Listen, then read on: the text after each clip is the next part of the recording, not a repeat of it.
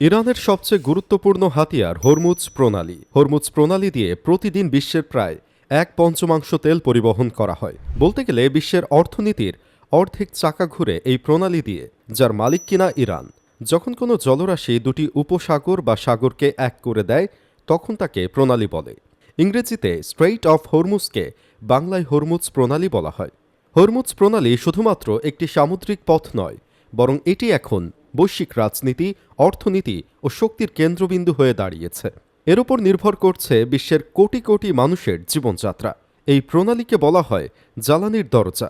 এই দরজা দিয়ে মধ্যপ্রাচ্যের প্রধান তেল উৎপাদনকারী দেশগুলো তেল রপ্তানি করে থাকে। এই পথ না থাকলে মধ্যপ্রাচ্যের তেল অতি সহজে পশ্চিমা বিশ্বে সরবরাহ করা যেত না।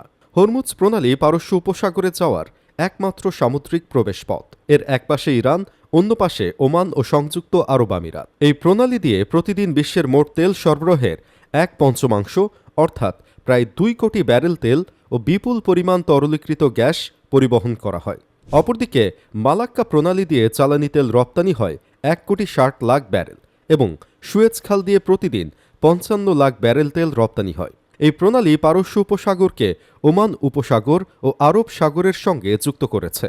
ভৌগোলিকভাবে বলতে গেলে প্রণালীটি পারস্য উপসাগরকে সরাসরি ওমান উপসাগরের সঙ্গে যুক্ত করে এবং সে পথ ধরে জাহাজগুলো আরব সাগরে তথা ভারত মহাসাগরে প্রবেশ করে।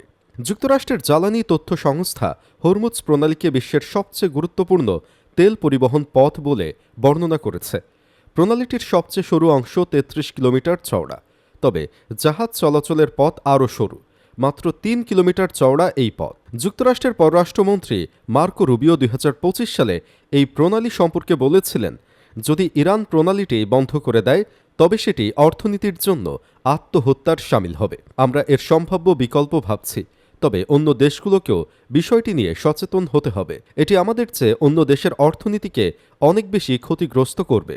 এ থেকেই বোঝা যায় যে হরমুজ প্রণালী কেন এত গুরুত্বপূর্ণ পৃথিবীর বুকে। এমনকি হরমুজ প্রণালী বন্ধ হলে চীনের ওপরও বড় আঘাত পড়বে, কারণ ইরানের রপ্তানি করা প্রায় 90% তেল বিশ্বের দ্বিতীয় বৃহত্তম অর্থনীতির এই দেশটিতে যায়। এর পরিমাণ দৈনিক প্রায় 16 লাখ ব্যারেল। খোদ যুক্তরাষ্ট্রের পররাষ্ট্রমন্ত্রী মার্কো রুবিও চীনের প্রতি ইরানকে হরমুজ প্রণালী বন্ধ না করতে রাজি করানোর অনুরোধ জানিয়েছিলেন 2025 সালে।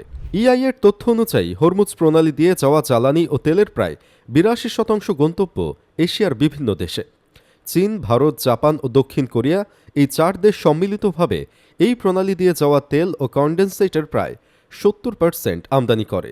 ফলে এই দেশগুলোই সবচেয়ে বেশি ক্ষতিগ্রস্ত হবে যদি সরবরাহে বিঘ্ন ঘটে।